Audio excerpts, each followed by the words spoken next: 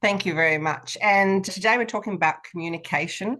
So, what I'm talking about today, and very, very quickly, is a little bit about what I do in one area of my life, and it's probably my absolute passion. And I stumbled across it probably when I was very, very young, hanging out with my father, who's an ex-World War II war veteran. And he taught me how to handle life in accordance with the type of personality I had, which at that stage was pretty hard to handle because I spoke all the time, talked all the time, and I wanted to know all the answers to everything, and I wanted to try everything, which was interesting. So one of the little challenges he set for me was I had to ride my horse 100 miles, and I thought that was highly exciting, and camp out, and he would meet me out in the middle of nowhere in middle of Western Australia, and he'd drop my swag and my food, and I'll have lots of fun. Lots of those challenges. So what I'm going to ask you right now to do in the chat, if you wouldn't mind, is typing in the personal challenge that you have set for yourself, the big personal challenge you've set for yourself within the next 12 months. So mine I've set is the Overlander Trail in Tasmania, and I'll be doing that in January, which is 65 Ks in 6 days, which will be fun, carrying about 25 kilo. I'm doing that now in horse poo at the racetrack, so that's okay. I'm trying. Communication. Did you know that a part of your brain actually filters and screens out information, what's essential to your survival and your success? A lot of it, and so much so that that could help you that you've never noticed before, and you haven't taught your brain what's important. It's called the Reticular System, or the R, and it's a trigger switch in your brain. I use it, and for those people that hang out with me, they know exactly what I'm talking about tonight. I'm all over the shop sometimes, and my mind is going all the time. It's a magnet that attracts information and opportunities. So if you're in business with me, you'll go, I know exactly what she's talking about. If you don't know me well, then you might like to have a yarn with me one day and find out more. So one of my companies, Shift and Lift Australia, is about helping people lift their employees or shift them out, sack them. And that's what I do. I do it really well too. And I'm going to say to you right now, what would you say if I told you that you could do absolutely anything in your life if you studied and understood the writings of a pedophile? Stay with me, please. This is a disruptive conversation, and this is what I do every day. This is a discussion or a subject that really makes people uncomfortable. That's what I do every day. So stay with me. Communication is the most powerful tool in the world. It can start wars or say, I love you. In July 2009, Task Force Argus, which is the federal police, called me and asked if I could help them identify and groom a pedophile suspect that they believed was luring one of my students. So I'm an ex-principal of 38 years, and I worked in some pretty solid, very, very difficult schools, extremely difficult schools, very violent and drug-fueled schools. So I said to them, right, let's start straight away. I entered the dark underworld of child abuse predators, and as a school principal and as a mother, I was keen to seek and destroy that hunter. But that is a story for another time. What I want you to think about today is how you come across in your communication. And this is something nobody is taught in school, and nobody is taught in the workplace. Oh, we might be taught to stand up on a stage and speak, but that's a whole different gamut. So what I've got here for you today, this is my gift for you, for everyone in this room only, for coming and attending Avon's Night tonight. This booklet is what I call a course guidebook. It's one of my course guidebooks. Right now, I'm actually reviewing it, and I'm getting ready to print it as a workbook for my masterclass. But I'm sharing it for you because you might find some little snippet in there that is of great interest to you that you can use. I read a lot, and I love reading, but the secret to unlock your voice is a very powerful component for you in business. And I'm just going to keep moving forward, but so you can see what's in it. So obviously it's copyrighted, and I'm going to publish it very shortly as an ebook as well as a course guidebook. And it's got lots of different goodies in it. So it's about 15 lessons in there, 3 weeks. So if you had a look quickly, there's confidence strategies, confident conversations you can have, speech preparation techniques, and authenticity and self-reflection. But if I'm going to keep going through and run through this, I'm going to talk about a range of different things.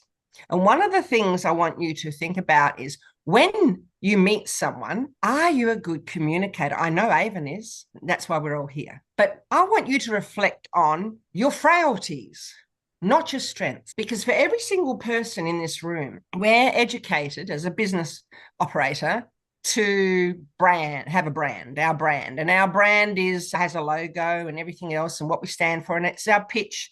And it's a whole range of other things, definitely our purpose. But for me, my brand is me, Tracy Talley. And evidence of that would be probably my media persona. So last week I was on Channel 9 on Friday twice on the Today Show, followed by a quick phone call to come on to the Today Extra Show, and then I was on Sunrise, speaking about a whole range of different things. Education is one of my passions. Speaking is also, but communication. And one of the things I do in there is I attract a lot of sales for the media. So if I was to try and price myself out an hour with them, I do pretty well because I know when they speak to me that I always say to them, because I'm very aware of the legal ramifications of saying the wrong thing, and it's very easy to do. And I say to them, how hard do you want me to go? I don't even have to hear or see the article that they're talking about or any questions. I just listen to what they say to me, and then I say to them, how hard do you want me to go? And I know that they always say as hard as you can go, and they'd have a little giggle. And I know that they trust me so much that I won't stuff up for them. The only person that's ever shut me down on the media was Koshi. And that's because I actually dared to utter the word veteran. And he hit that switch so fast and put me on a black screen. It was interesting. But let's have a little talk about some of these things. What is it that brings the media to me so regularly? Sometimes only 30 minutes before I go on. Hopefully it's the night before, but it's getting really to 30 minutes before I go on, which is quite fascinating. It's fun because I have to communicate to Australia very, very quickly, literally from the top of my head. And fortunately, I live like that and I think like that and work like that I find that fun and I find that an incredible challenge. And so what I want you to think about today is, do you seek opportunities and look for information every time you speak to someone? Because this is the sort of thing that will really grow your business. And I'm going to use an example of meeting Avon here tonight. So in October last year, a friend of mine, Angelina Bardry, met Avon. She was talking to him. We were at a conference at the Gold Coast. And she raced over to me and she said, Tracy, quick, you've got to meet this guy. And I said, why?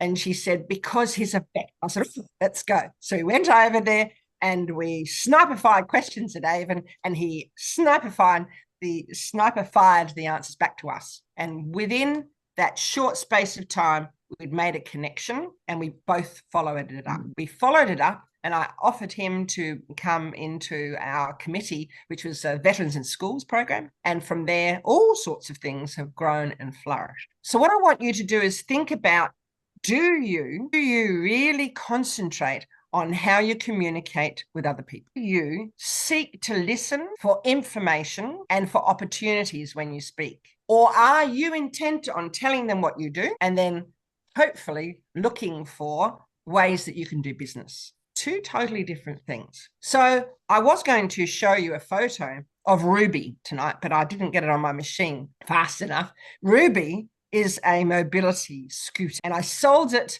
for my mum when she passed, probably February, March, April this year. And it was put on Facebook, and two lovely ladies came around to my mum's place. I was over there cleaning it. My sister rang me up. She said, quickly, turn on the scooter and fire her up because someone's coming to buy it, and named the price. I said, yep, I'll sell that for you. She said, oh, no, you won't. I said, yes, I will. I'll sell it, definitely. I'll get exactly what we want for you. I promise you. And she said, how? I said, well, I'll tell you the story afterwards. So they came around, and these two lovely ladies sat down at the table and they said, we know you. And I said, no, you don't. And they said, yes, we do. We saw you on TV the other day. And I said, oh, how good is that? That's great. Now, one of the ladies just so happened to be the marketing manager of a very famous billionaire based in Melbourne. And we got talking, and I just happened to have on the table, I was packing my mum's stuff away, and she had written a few books, and I had them on the table, and I was in the process of packing them up. And they looked at these books and they said, "Oh, wow, this is your mother's books." And I said, yes, it is. Here, have one. And can we have one of yours too? Yes. And I gave them to her, signed them for her. We had some chit chat. And then this marketing lady, her name is Danielle, she said, "Would you like to come to my boss's book launch in Melbourne?" And I said, "Yes, absolutely. I will definitely be there." I didn't have a clue who he was, didn't know anything about him, but why wouldn't I go? She offered it to me, and I had an opportunity, and my daughter lived there. So then we got talking. I didn't know who this gentleman was, and I was just intrigued that I was getting invited to a small, luxurious book launch. And I said, "Only if I can bring 2 veterans with me." And she said, "No." And I said, "Oh, I'm not going then. It's that simple." And she went, "Oh, okay, I'll find out for you." I said, "That's really good. That's really good, because I'd really like to attend." And I left it at that. So our communication was great. We passed emails, etc. The next day, she sent me an invitation, a formal invitation to go to this Melbourne gig. And I kept saying, reiterating, I really want to bring these 2 veterans with me, and told her why. And then she ummed and ahed and went back to her boss. And finally he said yes. And the rest is history. You saw us all in Melbourne not long ago. And history it is, because right now we are negotiating with that person for $1 million contract. And we go to the solicitors tomorrow to set that contract up. One opportunity. Who would think that selling a scooter called Red Ruby would come with this package with it? And it's all about challenging yourself every time you speak to someone to be really interested in what they're saying and what they're doing and how they're saying, and thinking about the opportunities, not about selling or marketing, but thinking about how you can help each other. Now, that person told me via email not long ago that the price that we set was going to be accepted. Well, that was another opportunity, and that just opened up another range of opportunities. So I'm not going to sit here and read this booklet to you, because you will. You can see it's nice large print there, makes life really easy. But it's much better to come to one of my talks and listen to it. Some of it looks really basic, but it isn't, because I think you'll find that in life you may not do some of these things that's in this book. Some of them you'll just think, oh yeah, but others you'll go, oh, I never thought about that.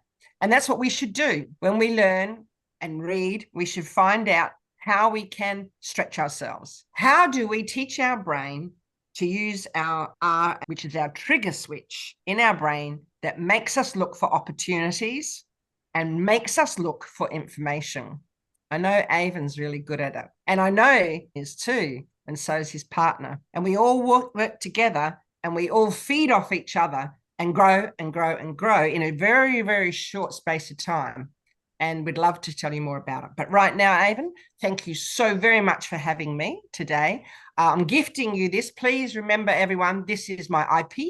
It's copyright and it will be published. Don't use any of it, but please enjoy it all. Don't share it with anyone. I trust you immensely, and I seek and destroy. Don't forget that if I have that personality. Okay, then. Thanks a lot. Cheers. Bye. Fantastic. Tracy, I am so glad that you brought that story up and the way that you did it as well, because it is case in point for the way that we want to connect and think strategically in this network. So not only did we catch up at that event and then saw these other opportunities, which then later involved Hayden and Ali, and all of us going to Melbourne to then catch up with Steve, and then all of us having conversations with that billionaire guy, who later is me introducing another well-known Australian investor to that person, and then connecting this dot and that dot and something else and something else. So when I say let's think strategically, that's really it. So thank you so much. And I think, yeah, seeking people out to listen is probably one of the most important things, is rather than going, here's my pitch. You don't want to go to a business networking event and next thing you know, like, people are going business card, and they can't wait to jump in and say their piece, but they don't take a second to go, what's the opportunity? Because 9 times out of 10 or 99 times out of 100, the person in front of you at a networking event is never going to buy from you. It's not who they know, it's who they know, no, down the chain. And yeah, anyway, I just think that was a really great way to encapsulate that. Thank you so much. That was amazing. Did anybody else have any questions? I have a question. Can I jump in? Oh, yes, go. Hey, so I do a bit of networking, and I know a few of you might be in the BX network. Avon, you are, Tracy, you are, Luke. I find that the correspondence going back and forth, because I love meeting people and finding out how we might be able to help each other, if I can introduce them to somebody who might help them. I love doing it. And I find that the correspondence that comes out of that can sometimes be challenging to keep up with. I'm wondering if Tracy or yourself, Avon, have strategies or how you manage that kind of burnout on comms all the time. I do have an answer for it. And in the Relevate community, it's a forum. So the best thing about it is that because it's there, everybody else can see it. So if Tracy goes, this is an ideal connection for me, someone else jumps in and goes, hey, what about this? And then Tracy goes, not quite because of this reason. And then somebody else goes, how about this one? And then they go, yes, perfect. We've answered 2 questions. Who's not a good fit and who is a good fit? But in the forum, you can check in whenever you want to. It doesn't clutter your inbox.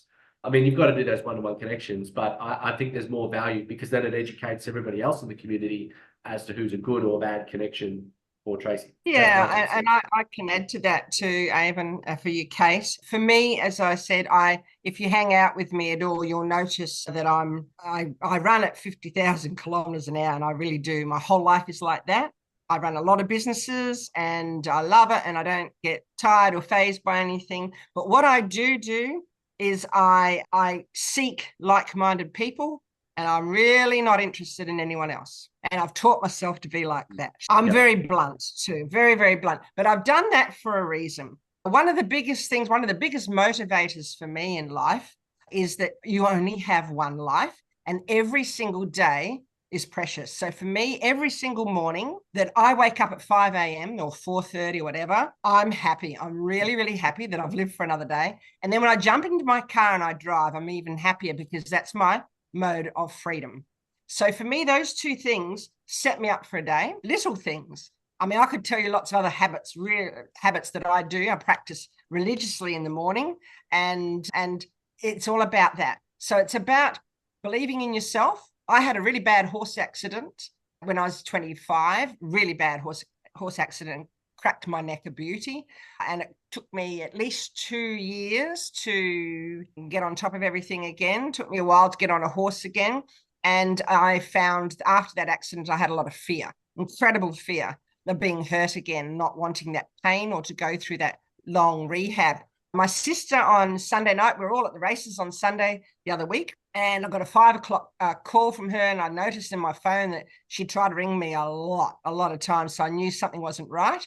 I finally got through before we jumped on the bus into Brisbane, and she said she'd had an accident, and I said, right, as soon as I get into Brisbane, I'll race to Ipswich, and I'll take you to the emergency section. And I was there till about 3:30 in the morning, and it's changed my life because now I'm doing all the track work in the morning, and I've added another 4 or 5 hours to my day. But that's cool because all of a sudden these massive horses that I've just been, being saddle up and the shit cleaner, all of a sudden they had to be my friends, and I have huge fear of them. They're really hard to handle, very hard to handle. And so I had to teach them to like me really quickly, not the other way around. And the same is for your life. You've got one life, and you can wake up every morning and just shovel as much as you can in and enjoy it, or you cannot.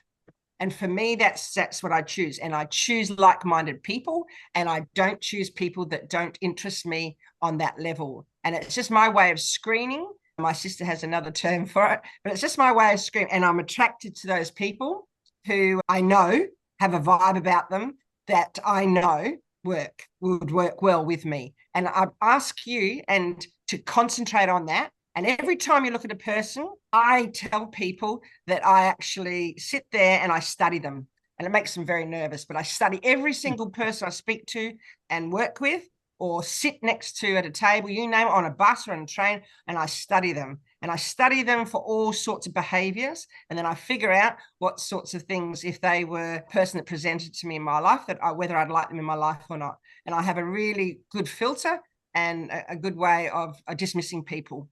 if I'm not interested. So it's a good practice. It just helps life.